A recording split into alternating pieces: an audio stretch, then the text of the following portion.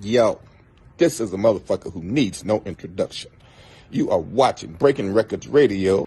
So what made you switch? Because I don't think a lot of people know that you were a DJ at one point in time, right? Like, your persona, your identity is so much as an MC as of now, right? You released albums as an MC. The production credits are usually handled by other people. It doesn't feel like you are more than an MC to a lot of people. What ended up causing that switch to happen?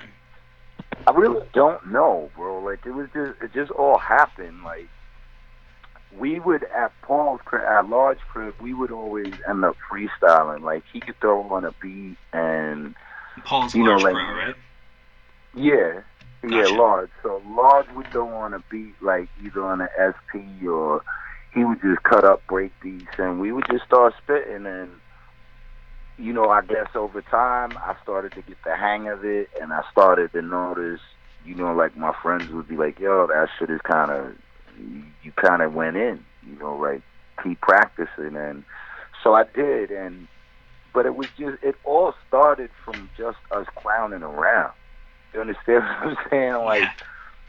Like me and my boy Van, who was best friends with Large, like, me and Van would just make funny raps up just to pass time and laugh. And then, you know, the next thing I know, Large would throw a beat on, and I might be rhyming for, like, I don't know, 3-4 minutes, and I wouldn't know what I was saying. I would just black out and start spitting. And then the next thing I know, more of my friends would come over, they'd be like, yo, let Mike get off on that beat, or yo, say something to this beat. And it just happened, you know, and I didn't. It's weird because to hear someone point it out to me, I get where you're coming from, but it's not at all the way I was thinking. Like, I was just like, oh, okay, this shit is cool, and I have fun doing it, so all right, cool. And I didn't necessarily stop DJing. You know, like, it's not like I decided, okay, I'm not touching turntables anymore, forget it. I just incorporated the two. Gotcha. You mentioned earlier just the type of crowd that would go in and out of Large Pro's house, and you were involved in that as well, but you'd see Q-Tip or Busta Rhymes or whoever kind of pass through there. When you were kind of associated with that crowd and you see everyone coming through that has a larger name, kind of a reputation, they're making a career out of it, did you see yourself as possibly able to make a career out of this early on? Not at all. No? Why? Not at all. You would feel like you almost would, though, right? If you end up seeing these people. Right. And you know what it pretty much was out, like, sometimes you just exist where you are.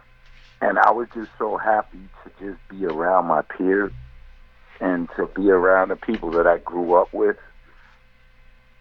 My mom had passed earlier on in life, and I had to move from my block. So Gotcha. I just enjoyed being able to see the friends that I grew up with. And I just enjoyed spending time with them, and I just enjoyed being a part of whatever they were into.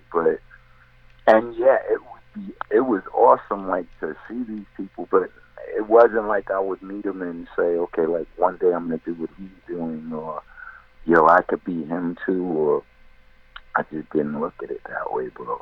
I didn't. I just, you know, like, they were all cool, and, you know, you're all in an intimate setting, so you all end up talking with each other, and, you know, you meet these different people and their personalities, and like I said, they were all cool, so I just enjoyed being able to be like, yo, I had a conversation with Q-Tip, or yo, I spoke with Pete Rock, or yo, Guru is a chill dude.